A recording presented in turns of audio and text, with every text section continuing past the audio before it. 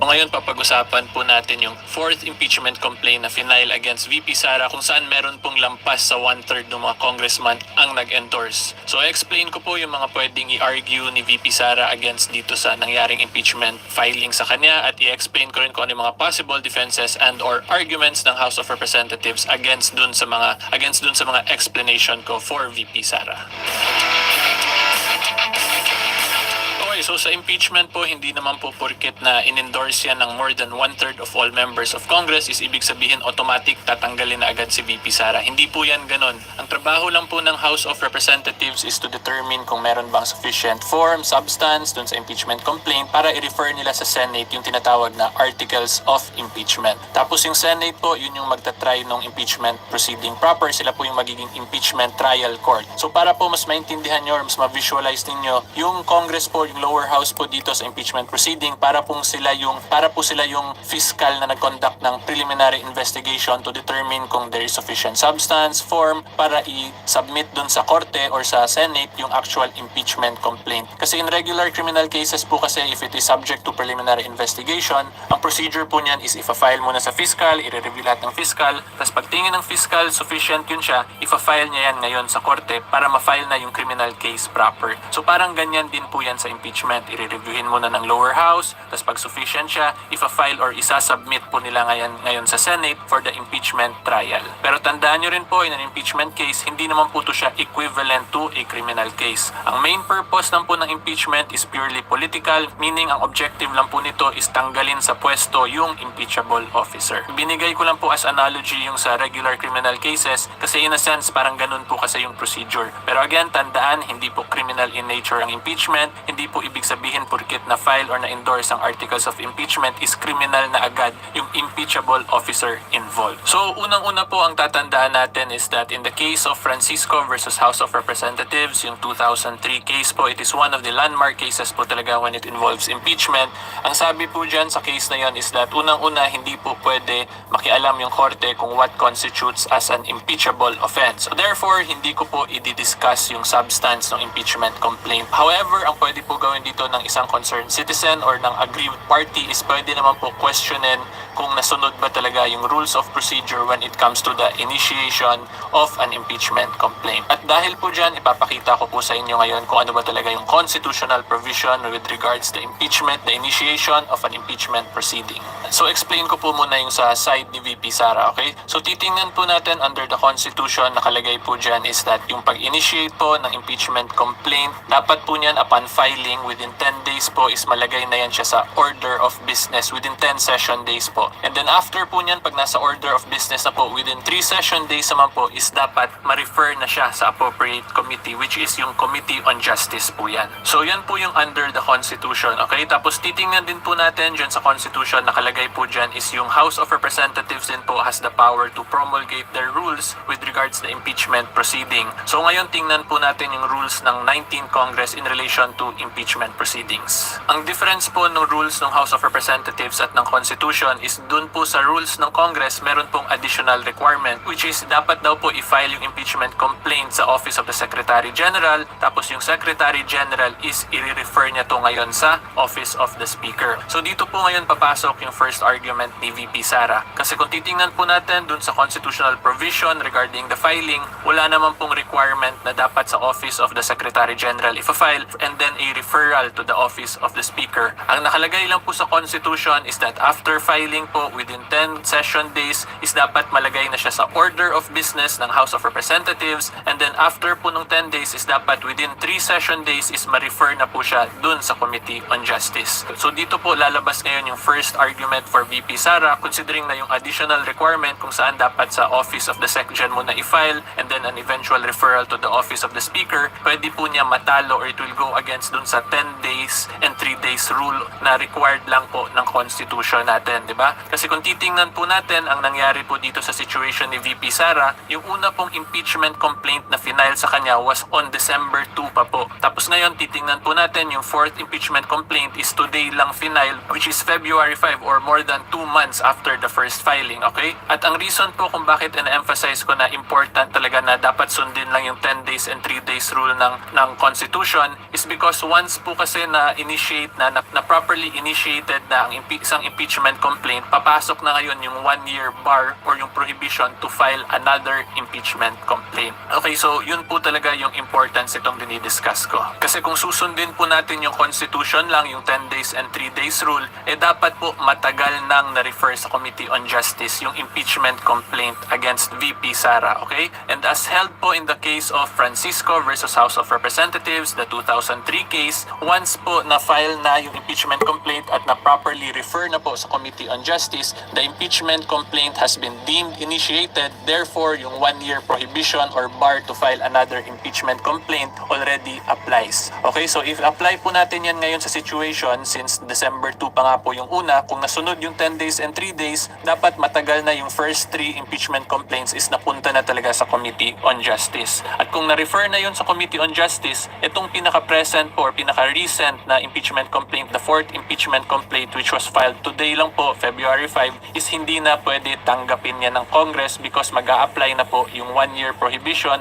or yung 1-year bar under the Constitution. So yan po yung pwedeng argument ni VP Sara against the procedural lapses po ng House of Representatives regarding the impeachment complaints filed against her. Tapos pwede rin po idagdag ni VP Sara as additional argument is that kung hindi po mag-step in yung Supreme Court dito to determine the constitutionality of the rules of the House of Representatives, pwede pong ma-abuse yung Constitution considering pwede lang gumawa ng mga additional requirements yung House of Representatives na wala naman sa Constitution, kung saan yung mga requirements po under the Constitution when it comes to the initiation and filing of impeachment proceedings is pwede pong ma-alter or madagdagan ng kung ano-ano na lang requirements basta maisipan ng House of Representatives. Okay, so quick reminder lang po everyone, kung nag-enjoy po kayo sa video ko, huwag niyo po sana kalimutan mag-subscribe kung nasa YouTube kayo at mag-follow naman po kung nasa TikTok or Facebook po kayo. Now, balik po tayo sa discussion. So ngayon, punta naman po tayo sa side ng House of Representatives kung ano yung pwede nilang arguments dun sa lahat ng sinabi ko. Of course, unang-una po nilang argument dyan or unang-una nilang defense is that they have the constitutional power to make the internal rules regarding po the impeachment proceedings nila. Therefore, since may internal rules sila, pwede nila idagdag yung additional requirement na yon na dapat i-file sa Office of the SecGen and a referral to the Office of the Speaker. Yan yung po yung pwede nilang defense. At yung second defense po nila na pwede gamitin na kahit pa po sabihin natin ma-declare as unconstitutional yung requirement nila na filing sa Office of the SecGen then referral to the Speaker, wala naman pong actual referral pa na nangyari talaga dun sa Committee on Justice. Therefore, the prohibition or the 1-year bar po will not apply pa since there was no proper initiation of the impeachment complaint. So yan po yung pwedeng defense naman ng House of Representatives. So kung makikita po niya, interesting po talaga yung arguments, yung legal arguments for both parties, diba? Kasi dun sa side ni VP Sara, pwede niyang i-argue na i-declare as unconstitutional yung requirement na yun kasi dahil po dun na-defeat yung 10 days and 3 days only rule. Therefore, sobrang tagal bago na-refer sa Committee on Justice. Tapos dun naman po sa side ng Congress, pwede rin nila i-argue na kahit na ma-declare as unconstitutional yun, is wala namang actual referral, therefore walang actual initiation of an impeachment complaint. Consequently, hindi pa nag-a-apply yung 1-year bar, okay? So kung makikita po nyo, interesting po talaga to. At kung sino po yung tama dun sa dalawa, hindi ko po yan masasagot because this will be the first time ever na magkakaroon ng ganitong legal issue. So maganda po sana talaga dito is yung si VP Sara or the aggrieved party is pumunta po sa korte para ipa-interpret talaga kung ano ba yung proper interpretation of the law in relation dito sa situation with regards her impeachment. So yan po yun because again, tatandaan po natin, if there are two clashing legal opinions po, the proper remedy is always to go to court para po yung korte mag-decide kung sino dun sa dalawang legal opinion ang tama. Hindi po si VP Sara magde-decide niyan kung tama siya, hindi po yung Congress. So yan po yun. Again, antayin natin kung ano yung magiging development. At kung curious kayo or kung gusto nyo pa manood ng other impeachment videos, meron po akong mga prior videos na rin regarding this kung saan nagmaritesan ako konti, kung saan yung tingin kong magiging vote dun sa Senate. So yung discussions po dun, puro lang po yung personal opinion ko or maritesan lang po. So kung curious po kayo magmaritesan, pwede po kayo manood doon. Ililink ko na lang po sa baba yung video na yan. Okay, pero for today's video, hopefully klaro po yung discussion natin. If you like legal educational videos, Okay, so what's up guys? I'm back for another video at ngayon po pag-usapan natin yung confidential funds kasi alam naman po natin 'di ba na yung congressional hearings regarding it nag-conclude na po. So syempre tayo hindi rin po tayo magpapahuli. Magbibigay rin po ako ng closing remarks ko na video. So ngayon po i-discuss ko in detail kung ano nga ba talaga ang confidential funds, parehas ba to sa intelligence funds at i-discuss ko rin po yung mga legal issues between the Office of the Vice President and the House of Representatives. Okay, so ang una-una pong question na sasagutin natin is kung parehas nga ba ang confidential fund at intelligence fund. At ang nakalagay po sa Joint Circular 2015-01 ng Commission on Audit ay magkaiba po yan sila. They are defined differently po. So ang confidential fund as provided in said circular po is defined as the sum of money which is used for confidential expenses. Okay? At yung confidential expenses po nakaspecify po yan specifically in the said Joint Circular. Okay? So ang examples po niyan is yung mga ginagamit to acquire information, yung pagbayad sa mga informant, yung mga pag-rent ng transportation, safe houses to be used for confidential matters. So, kung gusto nyo po malaman yung more details about it, i-check nyo na lang po yung Joint Circular. Naka-detail naman po talaga kung ano yung isa-isa na confidential expense. Okay? Ngayon, punta naman po tayo sa Intelligence Fund. Ang Intelligence Fund po is specifically defined as the fund that is used for counter-intelligence or intelligence purposes. So, ito po yung ginagamit para magkaroon po ng mga report when it involves national security and peace and order. Okay, at ang next question naman natin ngayon is kung entitled ba talaga ang Office of the Vice President sa Confidential and Intelligence Fund. At ang sagot po dyan is entitled po yung OVP. Kasi dun po sa Joint Circular ng COA, nakaspecify naman po dun na a national government agency like that of the Office of the Vice President is entitled to a confidential and/or intelligence fund provided po merong budget na inallocate ang General Appropriations Act or any other law. At yung isa pa pong misconception na nakikita ko po lately sa social media is that hindi daw entitled yung Office of the Vice President ng Confidential at Intelligence Fund kasi daw hindi naman daw sila involved sa national security or peace and order yung OVP or yung DepEd nung Education Secretary pa si Vice President Sara Duterte. So kung titingnan nyo po dyan sa Joint Circular, wala namang specifically nakalagay na yung Confidential and Intelligence Funds is only to be provided to government agencies that is directly performing peace and order or national security functions. Ang nakalagay lang po dyan sa Joint Circular is that a national government agency is entitled po to confidential and/or intelligence funds provided may budget allocation dun sa GAA or sa General Appropriations Act or under any other law. So as long as meron pong budget na nilagay dun, in-approve yun ng Congress na may budget for confidential intelligence funds sa isang national government agency like that of the OVP, qualified na po yun or entitled po talaga sila makatanggap ng confidential and/or intelligence funds. And i-clarify ko na lang din po pala kasi yun nga magkaiba yung confidential and/or intelligence funds, di ba? Ang intelligence funds under the Joint Circular of COA, nakalagay po dun is that it must be carried out by uniformed or military personnel. So kung titingnan po natin yung wordings ng batas dun, ang sinabi lang naman carried out. Therefore po, as long as nanggaling yung pondo sa isang national government agency, tas pina-carry out niya yung functions dun sa military or sa uniform personnel, then that is already sufficient compliance po with the Joint Circular ng Commission on Audit. Okay, so ang next question naman po sasagutin natin is kung kailangan ba talaga may liquidation and reporting na ginagawa regarding confidential and intelligence funds. Okay? So dun po sa Joint Circular, klaro po yun, kailangan po talaga may liquidation at merong quarterly report. At ngayon naman po, punta tayo sa next question. Kailangan ba i-divulge or ipaalam sa publiko kung ano yung laman ng report at ng mga liquidation receipts dun sa confidential and intelligence fund? So ang nakalagay po dyan sa Joint Circular is that the reports for confidential and intelligence funds is labeled as confidential. May sinite po dyan ng mga specific na laws din yung Joint Circular regarding the confidentiality. So ang ibig sabihin ko po dito, since the Joint Circular states that the reporting is labeled as confidential, therefore hindi po talaga dapat ipaalam yan sa public.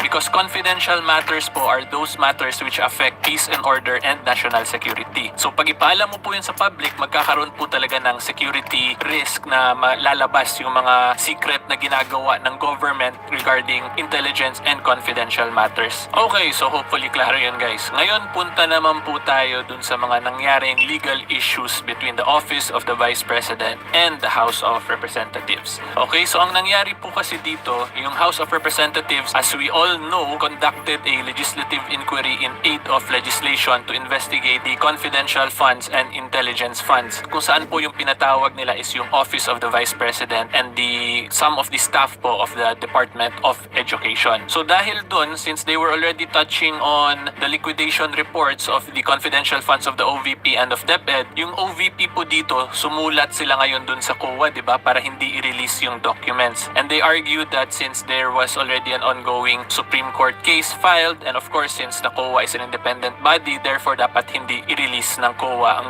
records sa Congress. Whereas naman po yung House of Representatives, yung main argument naman nila is they are not conducting daw an auditing, but rather they are only performing their constitutional function of legislative inquiry in aid of legislation. So yun po yung facts na nangyari dito sa discussion natin. Okay, ngayon punta po tayo sa question na kung tama ba yung ginawa ng OVP at kung tama rin ba yung ginawa ng House of Representatives. So unahin ko po muna yung side ng OVP. For the OVP po, hindi ko masabi kung tama ba yung ginawa nila because before you can file po kasi a Rule 65 petition or yung judicial review, power of judicial review ng Supreme Court, one of the requirements po kasi niyan is that there be no other plain, speedy, or adequate remedy. Diba? In short, wala ka nang pwede gawin. Therefore, ang gagawin mo lang talaga, mag-Rule 65 petition ka sa Supreme Court. So, kaya ko po sinabi to kasi baka yung lawyer ng OVP, tingin nila yung pagsulat nila sa COA is that's their best or that's their plain, speedy, and adequate remedy. Kaya siguro hindi sila nag-Rule 65 petition. And yung next question po natin dyan, ito po for educational and discussion purposes lang ha. Kung ako po yung naging lawyer ng OVP, ganun din po ba gagawin ko? Susulat ba ako sa Commission on Audit? Ang gagawin ko po is iba. Hindi po ako susulat sa Commission on Audit. And the reason being po is kasi ang mangyayari po kasi pag sumulat ako sa Commission on Audit requesting them to not release yung mga liquidation at yung mga reports na sinabmit ng OVP at ng DepEd, from how I see it po, that is an encroachment of the separation of powers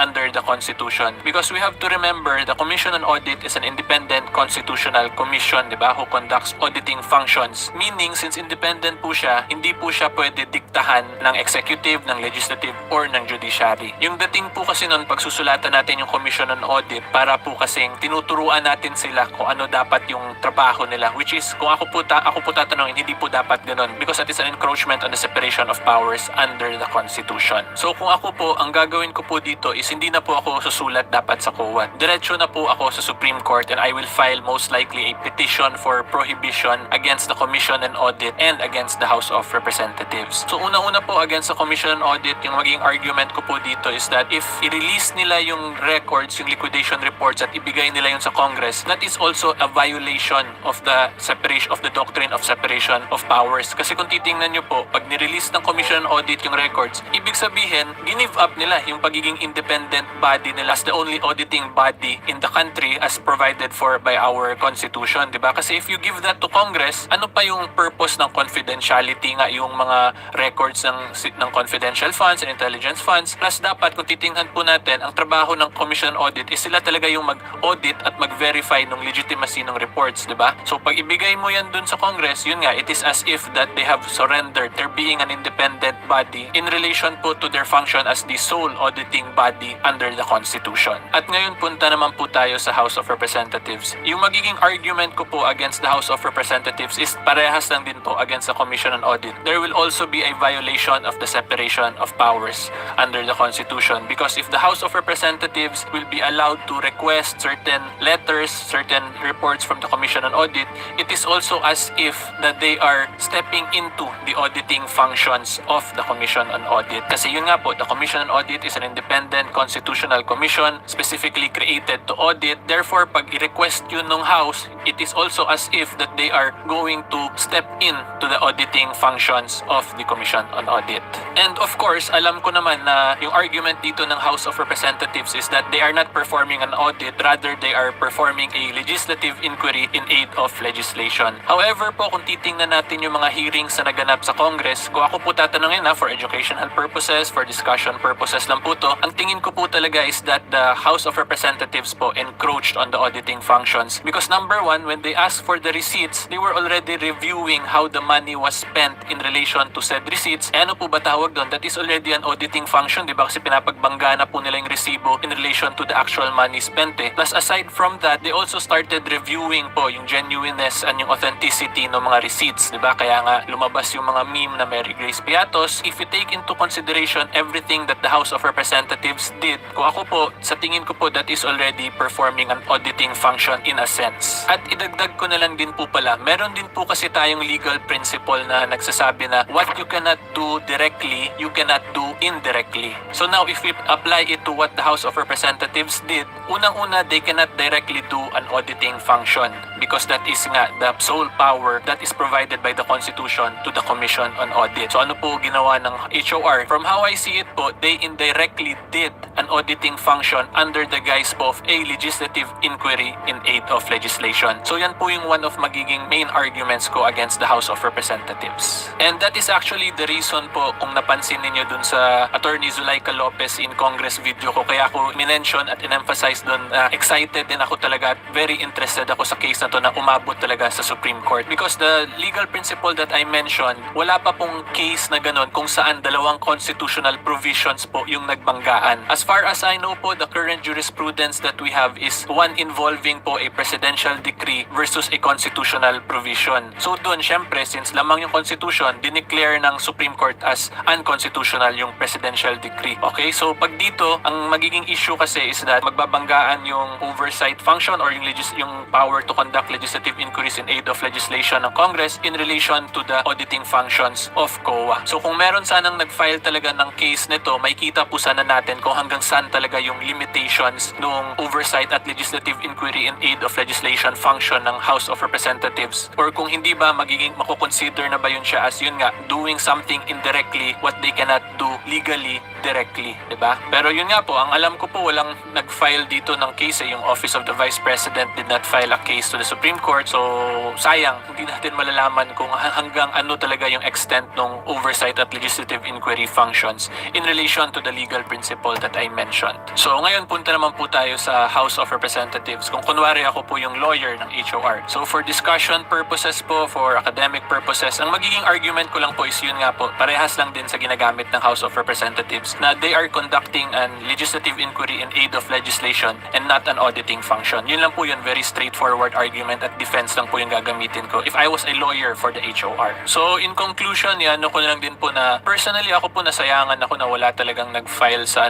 sa Supreme Court ng case, because yun nga, if this was filed, this would have been a very interesting constitutional issue kung saan makita natin yung extent talaga ng legislative inquiry functions ng House of Representatives. And to be honest po, akala ko this whole time magpa-file po yung Office of the Vice President kasi meron naman pong buong legal department yung OVP, diba? So meron silang means talaga actually to question the constitutionality of the actions of the House of Representatives. Pero as far as I know, wala pong nag-file at alam naman po natin ngayon na conclude na yung hearings, therefore wala nang actual controversy involved. And as a matter of fact, may nabasa po akong article kanina, nag-file na nga ng House Bill yung Congress regarding confidential funds. So sayang po, sana may naka-file. And in case lang po na maulit yung ganitong situation, pwede actually na maski regular citizen ang mag-under the taxpayer suit po, pwede naman tayo mag-file niyan. So magiging argument lang po natin dyan if we will file as a taxpayer is that yung nangyari, there is a double, kung ako po yung maging argument ko po is that there is a double auditing na nagaganap, therefore there is a wastage of taxpayer funds. So we are going now to court to clarify, to ask for clarification from the Supreme Court kung up to what extent ba talaga yung oversight function in relation to the review of the budget, specifically dun sa confidential funds issue na tinakel nitong mga congressional hearings. At alam ko yung may magko-comment dyan na bakit hindi na lang ako nag-file kung alam ko naman pala yung taxpayer suit. So ulitin ko po akala ko po talaga yung Office of the Vice President magfa-file. I will be completely honest with everyone. Kasi yun nga, they have a whole legal department. They were harassed all throughout. So syempre, dapat mag-file talaga sila. They should go to the proper venue to address their grievances or their issues. So I personally believe talaga na magfa-file yung OVP pero hindi sila nag-file, natapos sila yung hearings. But anyway, yan po yung bantayan natin sa mga next ganito. Ito, first time ko pa lang naman na ginagawa tong mga ganitong types of videos na nag-involve po ako to current events with these legal educational videos. So most likely po in the future, I guarantee you all po na nanonood, pag may ganito ulit na issue tapos walang mag-file, unahan na po natin. Masasama po kayo sa akin as petitioner para hindi naman ako malungkot na ako lang yung pumirma dun sa pleading. Okay, so hopefully klaro po yan. And if you want more legal educational videos po to current events, follow and subscribe lang po kayo sa akin. And until next time, see you all po. Bye-bye!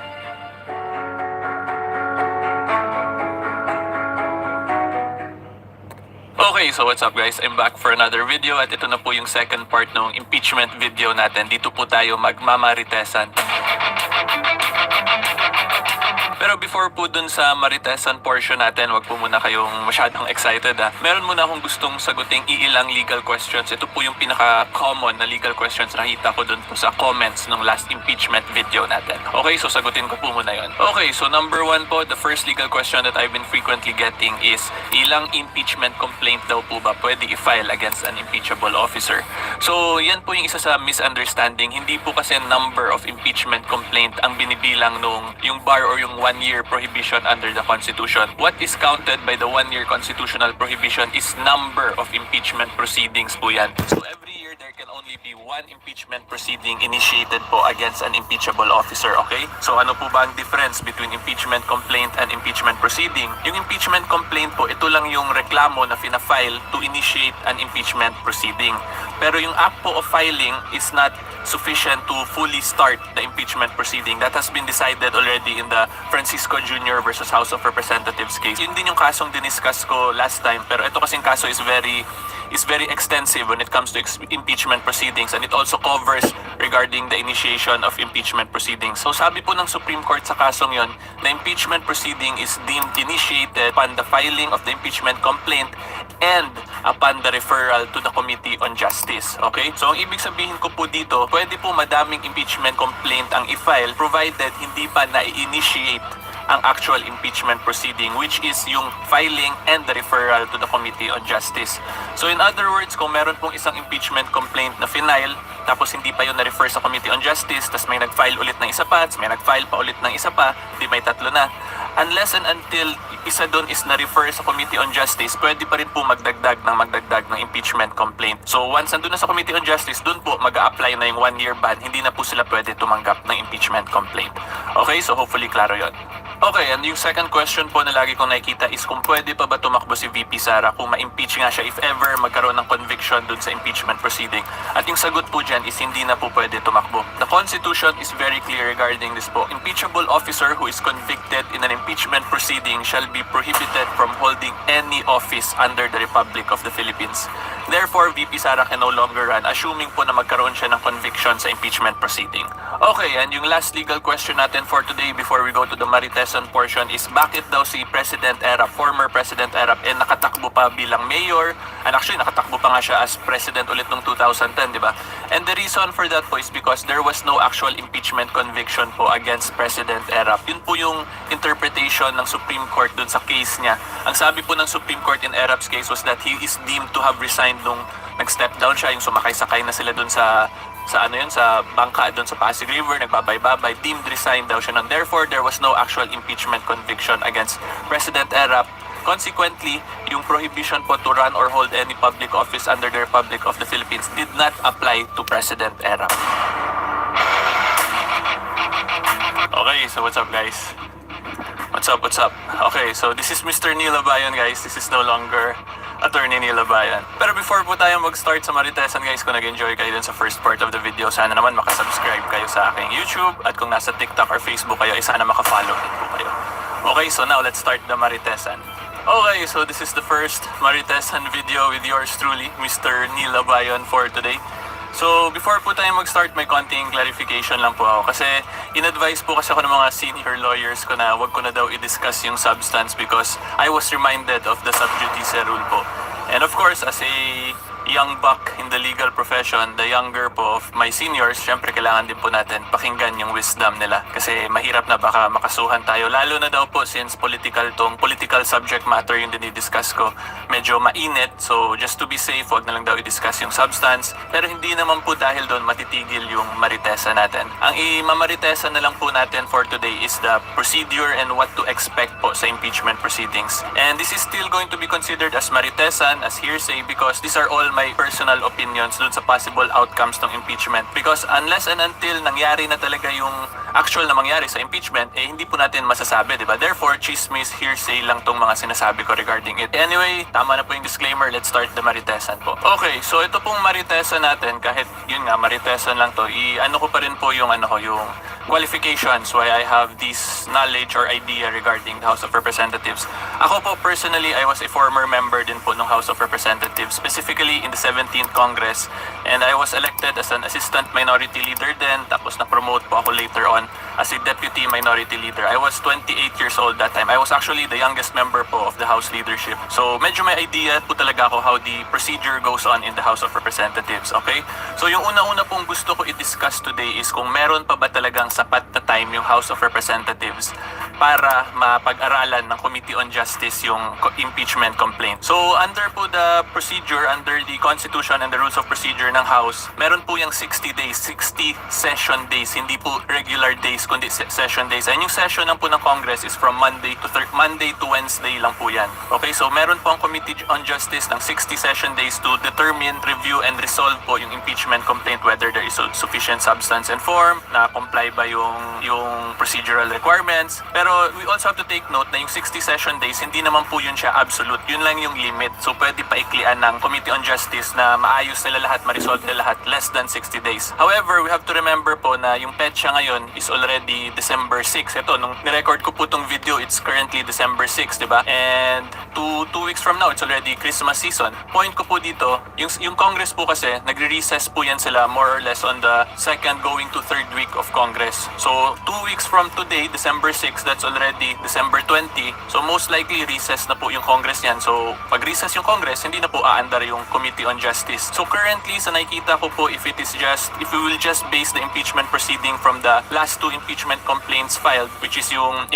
which is yung final po ng concerned citizens endorsed by a congressman, pag medyo mahirapan po ma-approve on the lower house level due to the time constraints kasi magpapasko na nga at magre-recess na po yung Congress. Okay? So ang next ko pong gusto i-discuss, imposible na ba talaga na ma-approve ng HOR, ng House of Representatives, yung impeachment complaint ma-transmit sa Senate? Hindi naman po imposible kasi meron naman po, di ba, another way pa para ma-approve at ma-endorse po yung impeachment complaint. And that is if 1/3 of all members of Congress mismo ang nag-file po ng impeachment complaint. Pag ganun kasi, bypass na agad yung Committee on Justice, diretso na po yan sa Senado. So kung maisipan ng Congress yun ngayon na ganun yung gawin nilang route, yung petition na sila na mismo mag-prepare, magpirma at mag-file, pag ganun po yung mangyari, posible pa rin po mapadala sa Senate yung impeachment complaint before the year ends. Pero in the current situation, since yung impeachment complaint na meron pa lang talaga tayo is final ng concerned citizens and endorsed by congressman, kung yun lang talaga, medyo alanganin po. However, we don't know kasi meron pa namang next week, may session pa sila next week, baka biglang magkaroon ng petition drive, 1/3 pumirma. Pag doon, sa tingin ko po, posible na ma-approve before the year ends po yung impeachment complaint at ma-endorse at padala na po sa Senate. Okay, so ngayon, let's assume naman po na napadala na sa Senate talaga yung articles of impeachment.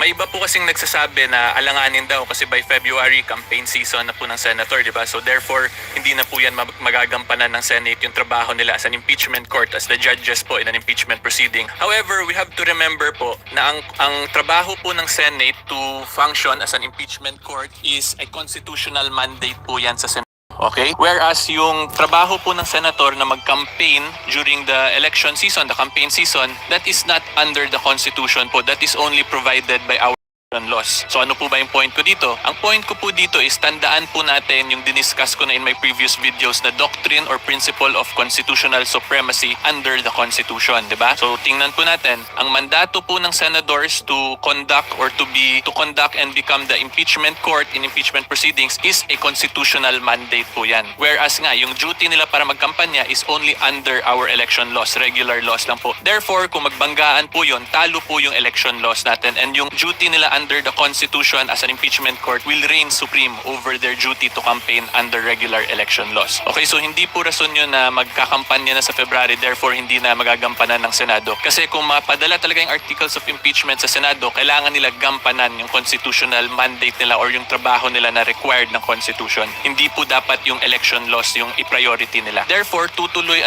pa rin po talaga yung impeachment proceeding once mapunta yan sa Senate kahit na po meron pang campaign season. Okay, so sa last po na gusto ko i-discuss na topic ngayon is kung meron nga bang sufficient numbers sa Senate para ma-convict si VP Sara in an impeachment complaint. Again, assuming kung mapadala yung articles of impeachment sa Senate. So for the Senate portion po, ang kailangan po dyan na number of votes para ma-convict po si VP Sara or ang isang impeachable officer is 2/3 of all members of the Senate, which is 16. So tingnan natin muna kung ano nga ba, kung sino-sino ang composition ng senators at kung ano yung mga affiliation nila para mas magka-idea po tayo kung sino talaga yung kakampi ni VP Sara. So yung mga clear na kakampi po dito ni VP Sara is of course yung mga PDP senators, which is si Senator Bongo, Senator Bato de la Rosa, and Senator Robin Padilla. So tatlo agad yun. And sa yung tingin ko rin pong isa nakakampi dito kay VP Sara is most likely si Senator Amy Marcos din po. So doon pa lang apat na agad sila doon eh. At yung next na pwede nating tingnan dyan is yung affiliation nila, yung block nila, which can either be majority, minority, or independent. So yung independent po, ito sila yung hindi sila minority, hindi sila majority, therefore para silang nasa gitna. Pero more or less usually yung independents po naglilin to towards more on opposition po of the administration. I'm not saying they're opposition, but generally may sarili silang isip at they tend to lean towards more being an oppositionist rather than part of the administration. So yung mga nasa independent po currently is si Senator Joel Villanueva, si Senator Mig Zubiri, Senator Loren Legarda, Senator JV Ejercito, Win Gatchalian,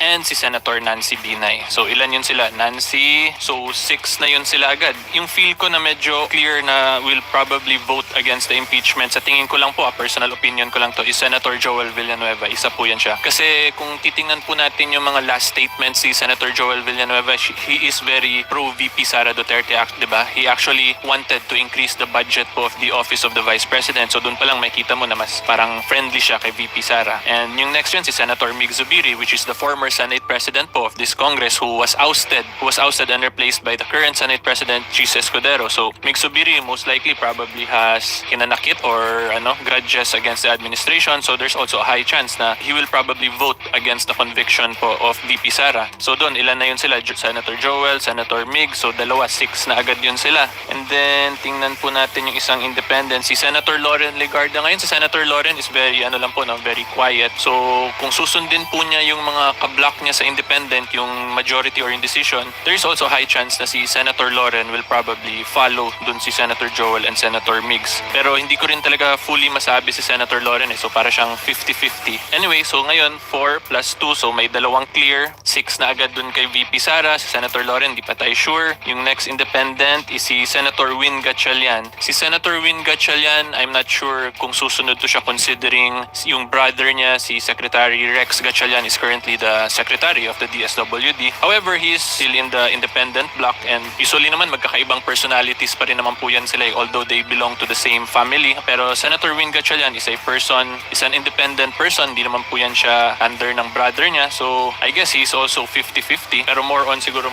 dun sa pro-admin side considering the brother, pero 50-50 pa rin po sa tingin ko considering independent siya. And yung next independent dito si Senator JV. Si Senator JV, yung pinaka-recent statement niya na nabasa ko is wala siyang utang na loob sa Unitim. Therefore, kung wala siyang utang na loob sa Unitim, he will probably decide kung kung may proper substance ba yung complaint filed, and of course yung political leanings din niya or yung friendliness niya towards certain individuals. So si Senator JV, I think there's a high chance na siguro mag-vote din to siya against the impeachment of VP Sara. And then sino pa ba isa? Si Senator Nancy Binay, yung last na independent. So Senator Nancy Binay ngayon is currently running po for mayor in Makati against the husband of her sister, si Congressman Luis Campos, yung kalaban niya as the mayor dun sa Makati. Mayor Abby Binay ngayon is currently in the senatorial lineup of the administration of President Bongbong Marcos. So sa ganun po, makikita natin na admin yung sister niya, therefore she is opposition kasi kalaban niya yung brother-in-law niya, di ba? So there is probably a chance na si Senator Nancy dito will vote against the conviction. So kung ako po tatanungin, I think Senator Nancy will be leaning towards more of not a conviction po sa impeachment. So ilan na yung kay VP Sara doon? 4 plus si Senator Mig, Senator Joel, then si Senator Nancy, that's 7 already, and then si Senator Loren, that's 8. So doon pa lang medyo safe na agad si VP Sara doon eh. Then let's say si di ba sabi ko si Senator JV and Win Gatchalian medyo 50-50. So kahit isa lang dun sa kanila 50-50 tapos mag-lean towards VP Sara, that's already 9 na po agad. So dun pa lang wala na agad conviction sa impeachment, di ba? How how about pa sila, Senator Coco Pimentel, nasa minority rin to siya. Tapos kung makita rin natin si Senator Coco, when PRRD was in the Senate, he was very friendly with PRRD. So, yun, baka mas paboran din niya si VP Sara. But again, we never know. These are all my personal opinions po. Haka-haka lang naman po natin to. Pero currently sa assessment ko sa composition ng Senate, medyo may chance talaga si VP Sara na hindi magkaroon ng conviction sa kanya. Assuming again pag umabot po sa Senado, okay? So that is all the personal opinion po of Mr. Nilabayo. Wag niyo po yan consider na high value information or insider information. Hindi po, personal opinion ko lang po yan based sa nakikita ko sa events at sa mga statements itong mga politiko, okay? So hopefully klaro yan, guys. Okay, so kung gusto niyo tong mga maritesan natin then every now and then regarding current events, nagbibigay lang ako ng personal opinions assessment, not necessarily backed by the law or by jurisprudence. Let me know lang po in the comments para magmaritesan din po tayo sa mga personal assessment ko lang at yung mga expectations ko sa mga political events dito sa ating country. Okay, so hanggang dyan lang po muna tayo today. If you like these types of videos po kung saan nagbibigay ako ng commentaries to current events, follow lang po kayo sa akin sa Facebook, sa TikTok, and subscribe po kayo sa aking YouTube. And until next time, see you all po. Bye-bye! Hola, pahinga na. Hola, kapsat mo may galap shout out. Okay, so what's up guys? I'm back for another video at ngayon po pag-usapan natin yung pinaka-mainit na topic of discussion currently, which is yung impeachment complaint filed po against the Vice President of the Republic of the Philippines, Sara Duterte. Pero before po tayo mag-start sa discussion, may konting disclaimer lang po ako. I'm sure sa second part po ng video, madami pong magre-react sa inyo. Pero ganun po kasi talaga. Yung mission ko po kasi sa mga videos ko dito is that I simply discuss the facts of current events and apply po yung batas or yung kaso na tingin kong applicable doon. Regardless po kung sinong political figure po ang posibleng maapektuhan. Okay, so sana po wag kayo magalit sa akin, but I'm just explaining and applying po talaga the law and decided cases dun po sa facts na dinidiscuss natin. And of course, ngayon na mention ko yung second part, sana wag din po kayong mag-skip. Panoorin nyo pa rin po yung first part kasi importante pa rin po talaga yun para at least maintindihan nyo talaga kung ano nga ba ang impeachment proceedings. Okay, so una-una po explain ko muna ang impeachment. Ang impeachment po is the power that is given po to Congress or to the legislative branch of our government by the Constitution para po tanggalin yung mga impeachable officers, okay? At yung mga impeachable officers po, hindi to lahat ng government employees or lahat ng elected officials. Iilan lang po to sila, specifically po the President, and now dito sa discussion natin, the Vice President. And yung iba pa is members of constitutional commissions, members of the Supreme Court, and the Ombudsman. Yung House Speaker po or yung Senate President, hindi po yan sila impeachable officers kasi yan po yung isa sa mga pinaka-frequent comments na nakikita ko na dapat daw i-impeach yung Speaker yung SPA. So you see, House Speaker po at si Senate President, they are not considered as impeachable officers. At yung impeachment po, this is a purely political process po as defined in the Supreme Court case dun sa final po nung asawa ni former Chief Justice Renato Corona, okay? So sinabi po ng Supreme Court in that case is that an impeachment proceeding po is a purely political process for removing an impeachable officer from his or her office. Kung sa Tagalog pa, yung objective lang po talaga dito is para tanggalin sa office niya. Therefore, wala pong civil, criminal, or administrative liability na nag-a-attach despite a conviction in an impeachment proceeding. And the reason why I am emphasizing and explaining this aspect of the impeachment proceeding po, kasi madami po kasing stereotype or misconception since in an impeachment complaint, madami po diyang criminal allegations, administrative allegations, constitutional prohibition violations.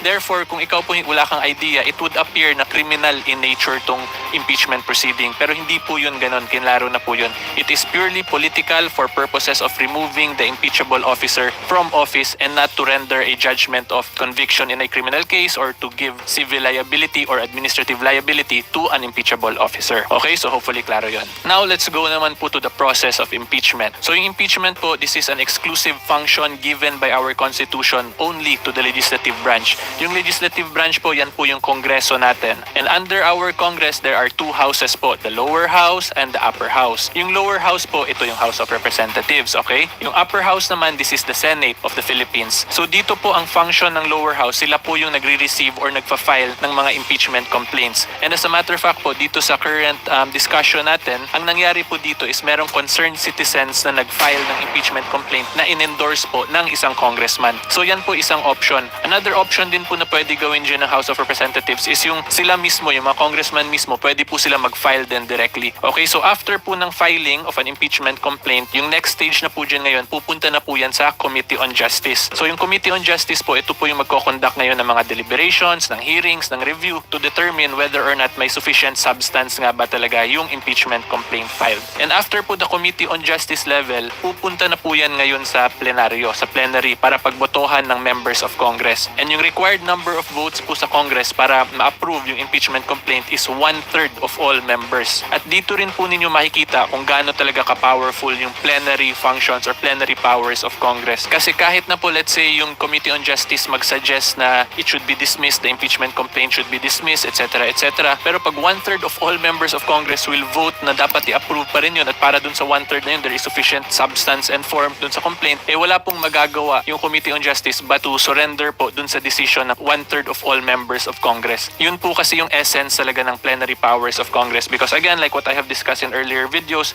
yung House of Representatives po kasi theoretically are composed of representatives representing the people. Therefore, if those representatives vote in accordance with the number of votes required under the Constitution, it is as if the people po had spoken and approved that measure na ginawa ng Kongreso. At idagdag ko rin po pala, pwede nga rin actually i-bypass na yung Committee on Justice level as long as meron pong impeachment complaint na pinirmahan agad at inapprove ng 1/3 members of all Congress. Pag ganun po 1/3 makuha agad nila, wala na pong Committee on Justice, diretso na po talaga pag-submit ng articles of impeachment sa Senado na po at mag-undergo na ngayon yung trial proper sa Senate. At para naman po sa Upper House, the Senate of the Philippines, sila po yung nag-act na korte dito sa impeachment proceedings. So yung Senate itself is the court at yung mga judges po is the senators. At yung kailangan pong number of votes dyan is 2/3 of all members of Senate to vote for a judgment of conviction against dun sa impeachable officer. At dito nyo po makikita ngayon yung pagka-political process talaga ng impeachment kasi meron pong number of votes required. As long as there is sufficient number of votes required under the Constitution, di pwede po talaga ma-impeach yung impeachable officer kahit naman na sabihin natin na mali-mali pala yung evidence na sinabmit. Kasi dito po sa impeachment, this is what we call sui generis proceeding or unique po siya na proceeding. Therefore, hindi po talaga nag-a-apply strictly yung rules of procedure sa judiciary. So let's say meron palang mga evidence na sinabmit doon na pag sa regular court is inadmissible or kulang sa evidentiary value. Pero dito po sa Senate, kung yung senator tingin nila sapat na yon, tapos 2/3 mag-vote in favor, pwede po talagang magkaroon ng judgment of conviction despite the lapses. Pero again, emphasize ko hindi ko naman po sinasabing merong lapses mangyari. Yung point ko lang po dito, the impeachment proceeding is a unique proceeding na siya lang yung ganun. Therefore, yung mga strict legalities, rules of procedure of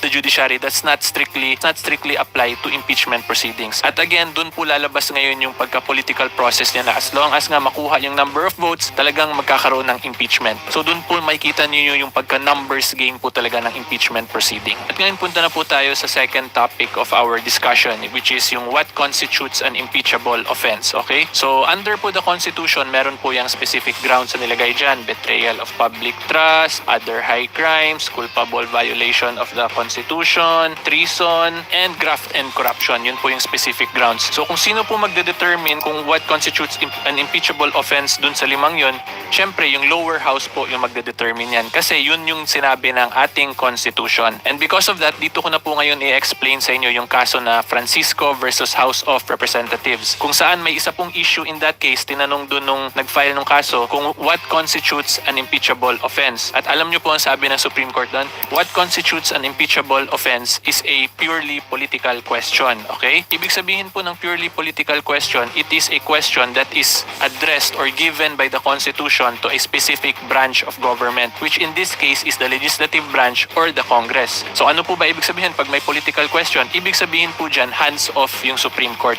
Hindi po sila mag-explain or magsasagot. Kasi under the Constitution, since it is clearly vested in Congress na mag-determine, sila po dapat ang magde-determine at hindi po makikialam ang judiciary or ang Supreme Court. So ngayon, papasok naman po ako as a lawyer, okay? As a lawyer po kasi we are considered as officers of the court. Therefore, kailangan namin sundin yung mandato ng Constitution at ng batas. And of course, since officer ako ng court, kailangan ko rin sundin ang mandato ng Supreme Court, which is to refrain from discussing political questions. So ngayon, I'm sure baka sasabihin nyo, baka nagpe-play safe lang yan si attorney kasi takot siya mapagalitan, etc. etc. Wala po like what I explained earlier in the video, ganun po talaga. Yung akin lang naman, layunin ko dito sa video videos is just to apply the laws and the jurisprudence that is applicable to the set of facts we are discussing. And since dito yung batas or yung decided case na pinapag-usapan natin nagsasabi na political question yung impeachable offense, hindi na po ako makikialam doon or makikisawsaw pa because that is the direction or the mandate given to me by the Supreme Court. And the reason why I am emphasizing this po, kasi ako po as a practicing lawyer, ayoko naman po magkaroon ng disciplinary action from the judiciary. Baka may mag-file po sa atin ng complaint. Kasi tatandaan po ninyo, when I make these videos, hindi naman po ako ordinaryo citizen lang or regular citizen. I am making myself appear to the public as a lawyer. Diba? Kaya nga po kung makikita nyo sa videos ko, may nakalagay talaga dyan, lawyer explains, tas nakalagay talaga yung pangalan ko na Attorney Neil Abayon. Hindi naman Mr. Neil Abayon lang po nakalagay dyan eh. Therefore, I must act as a lawyer and respect the mandate of the Supreme Court and the judiciary. Pero wag po kayo mag-alala kasi meron naman po akong nakikitang remedy. Currently, in this video, I am presenting myself as a lawyer. However, kung gusto po ninyo i-discuss ko pa rin talaga yung substance ng mga impeachable offense na nilagay dun sa complaint, pwede naman po natin i-discuss yan. Pero I will not be discussing in my capacity as a lawyer. So in other words, kung gusto po ninyo sa next video, pwede po ako mag-appear not as Attorney Neil Abayon but as Mr. Neil Abayon lang po. Hindi ko na rin po lalagyan ng lawyer explains. Pero yung caveat lang po dyan is that when I am discussing legal technicalities or legal matters as an ordinary member of society, as a regular citizen, as Mr. Neil Abayon, ibig sabihin po niyan, lahat ng sasabihin ko is chismis or hearsay. Therefore, ano po yan, pwede sabihin nating fake news. So kung okay po kayong magmaritesan lang tayo regarding this impeachable offense, wala naman pong problema sa akin yun. As long as nagkakaintindihan po tayo. Okay, so para po sa mga gusto pa rin makarinig ng explanation ko as Mr. Neil Abayon, gusto makipagmaritesan, mag-comment lang po kayo dyan sa baba ng maritesan tayo, Mr. Neil, para at least alam ko po na interested pa rin kayo. As long as hindi po ako mag-appear as a lawyer. Okay, so hopefully klaro yun guys, and hanggang dito lang po muna tayo today. If you want more legal videos po to current events, follow lang po kayo sa akin sa Facebook, sa TikTok, at subscribe po kayo sa aking YouTube. And until next time, see you all po. Bye-bye! Ayan, may galap shout out, Sir Juan Akong. Hindi ako yung nagsasalita. Si Attorney Abayon. Ayan, magpakita nga tayo. Tapos tayong ating pinapakinggan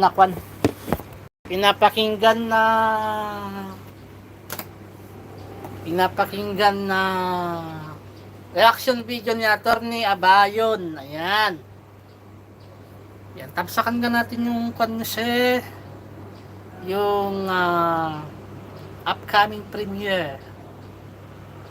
Yan, hindi ako yung nagsasalita, nakikikon lang ako, nakikimarites lang din ako. Nakikimarites habang wala pang customer. Yan, tamsakan natin yan bro.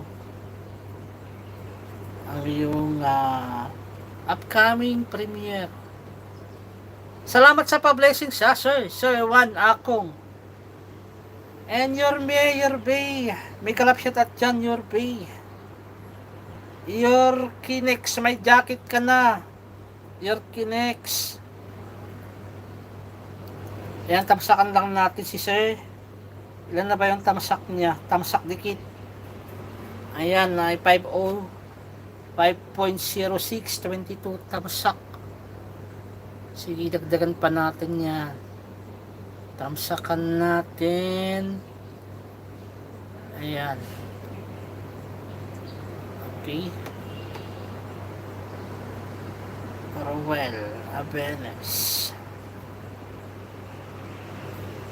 22 gawin natin 30 kung kaya. 30 tamsak. 30 tamsak. Hindi tanong ko lang kasi okay lang ba walang copyright. Parang wala naman kasi kwan. Madami na akong ginanyan. Madami na akong ginanyan na kwan na boses lang nila. Tapos kwan. Tapos ay ginagawa ko na lang background para mas expert kasi sila kaysa sa atin. Dati nagre-reaction video ako pero nung may mga attorney na ganyan, nahiyan ako. Hindi naman ako attorney, di ba? Kaya ayaw ko na ng kwan. Nasa Pinas ka ba? Dito sa kwan sa Macau. Sir Juan Akong. Yan. Gawin natin 30 yung tamsak ni Sir bago tayo mag-end. Kasi ay pa-end na. Pagkatapos kong mapakinggan yung mga insight, mga paliwanag ni Sir. Sir, attorney pala, attorney. May attorney Libayan. Okay din pala. Oo, nakikita ko sa White Studio, wala namang copyright. Ang may copyright lang yata is yung kinakwan. Sino na yon? Meron akong ginanyan na-copyright ako. Yung sa Karambola yata yun. Karambola. Na-copyright ako kasi yung sa kanila, pang radio. Radio siya, radio. Yung yan. 88 ganun. DWYC 88 mga ganun. Pang radyo kasi yun, pang radyo. Doon ako na-copyright na CPR. Pero pag mga nagre-reaction video, kagaya ganyan, mga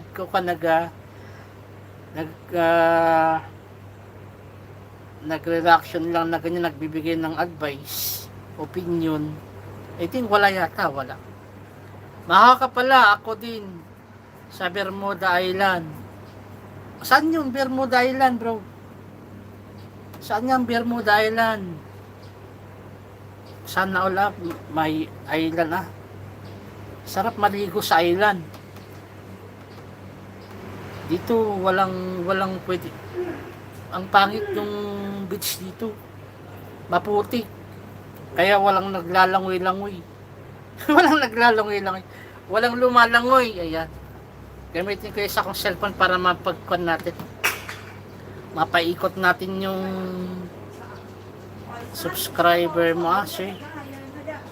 Sa British. Ayan, British ka pala, sa British. Ayan, umikot na siya. Sige, dagdagan pa natin. Gawin natin 30 na ako na subscribe. 30 na tamasak. Sayman. So, anong oras nyo na dyan? Sa British. British is called ba yan? Sa Europe? Ayan, yan British. Dagdagan natin yung tamsak. 28.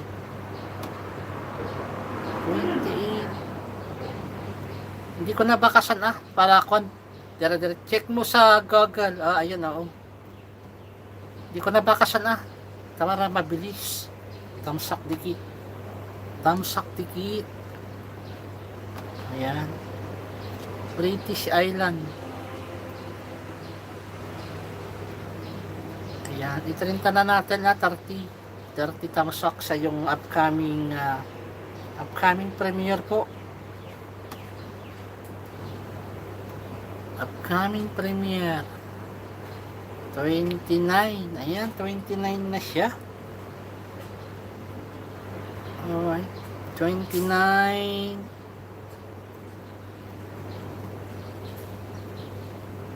And then panoorin ko na rin yung mo highlight. Amerikano. Ikaw ba to? Yan sir. 7 PM dito. Salamat sa patamsak. Welcome. Go to channel. Artistahin yung dating mo. Parang si Vin Diesel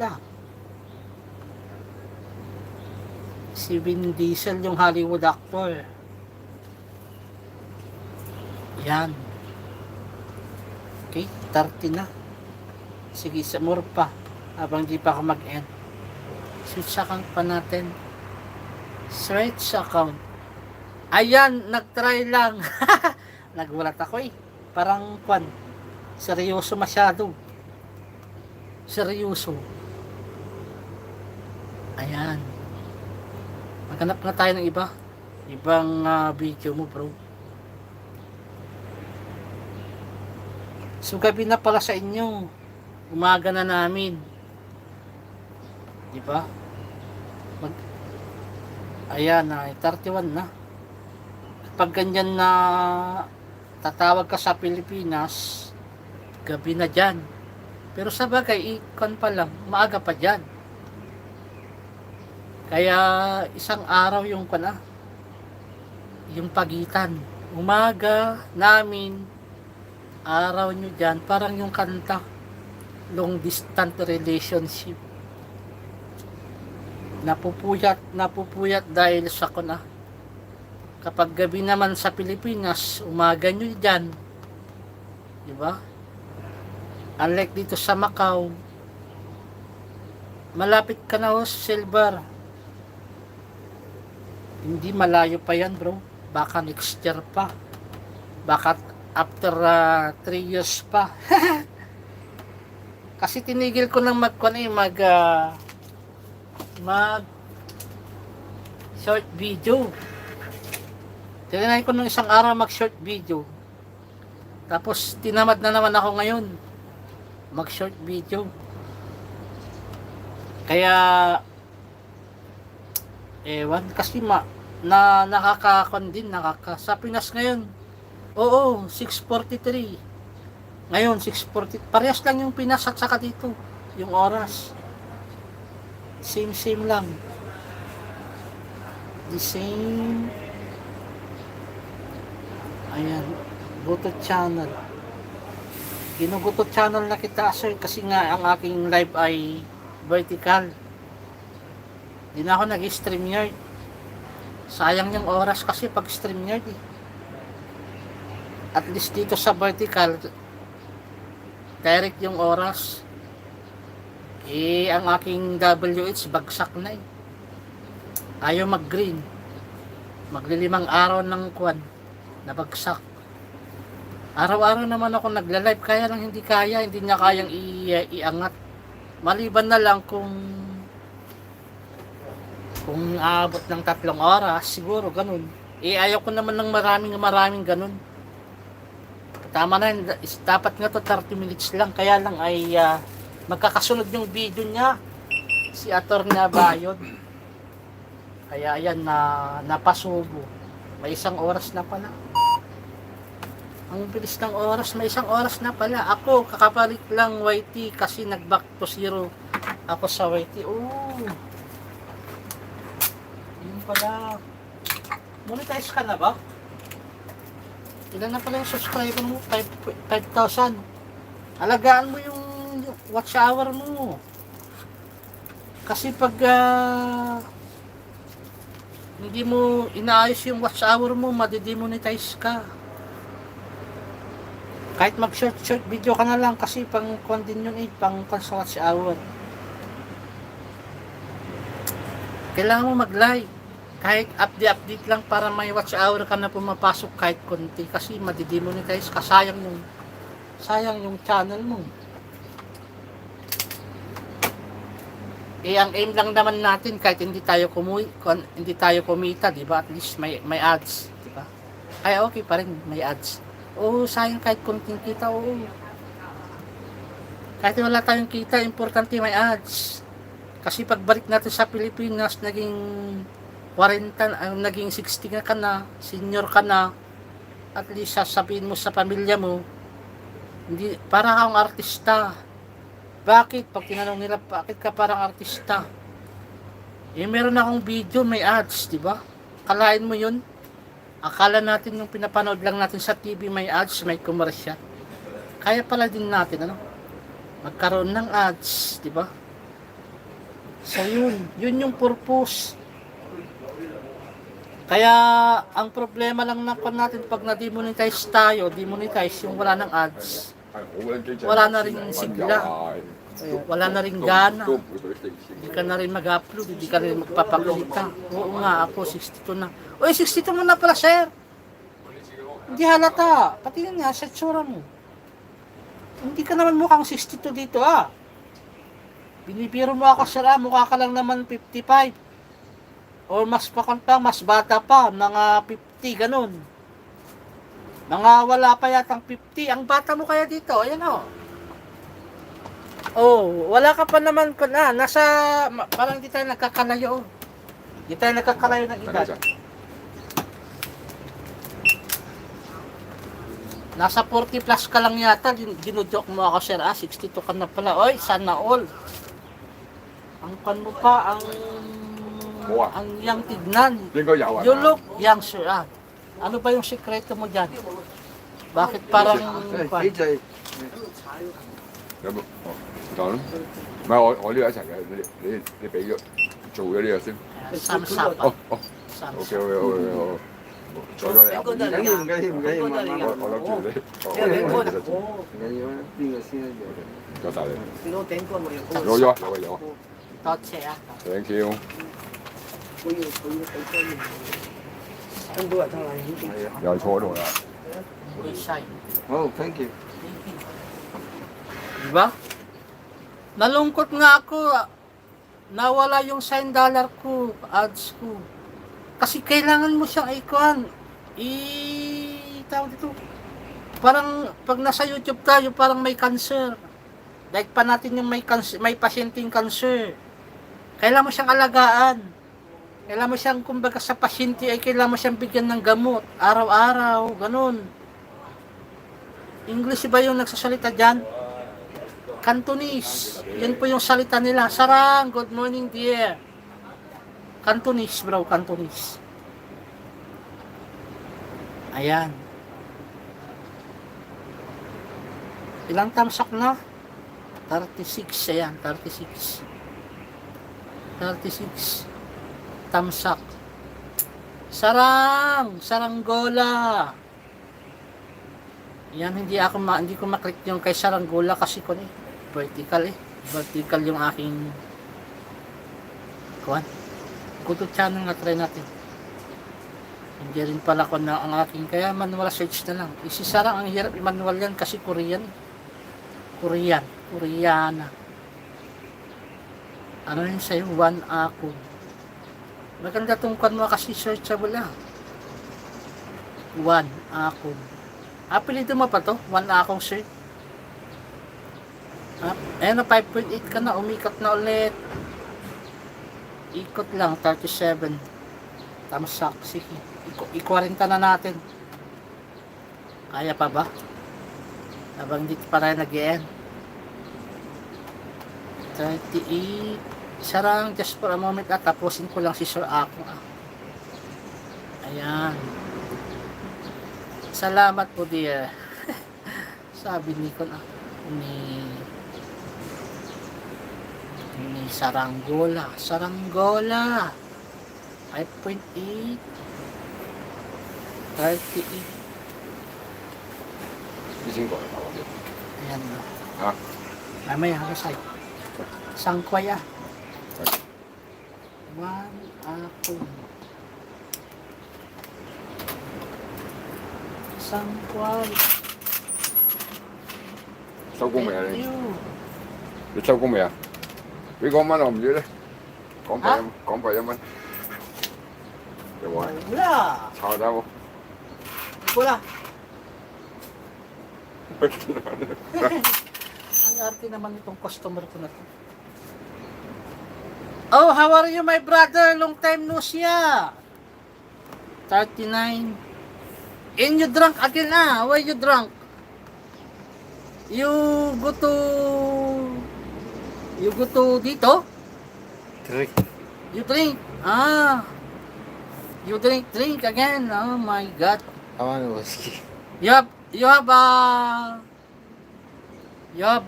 a work later? Can I borrow 300? I have no money, my brother. Last time 5? No, Because right now, I sent all my my salary. My mother is sick. Ayan na bro, 40 tamsak ka na. You go home na and sleep. My God, you see yourself here. You too much drink. Too much drink is not good. Lasing na yata, lasing na. Nangungutang siya ng pera wala ako may pautang. Pero pag nanalo naman to kasi nagbibigay sa akin ng tip. Yung ngayon talo. Wala na, sayang. Kaya walang kwan sa sugal, walang panalo. Bye-bye na guys Yan ko na. Maraming salamat. Bye-bye. Sir, wala salamat Thank you. Bye-bye. Magtrabaho muna ako. At makabasuntok ako ng lasing. Bye-bye. Thank you. You 50, you give me 50. Thank you.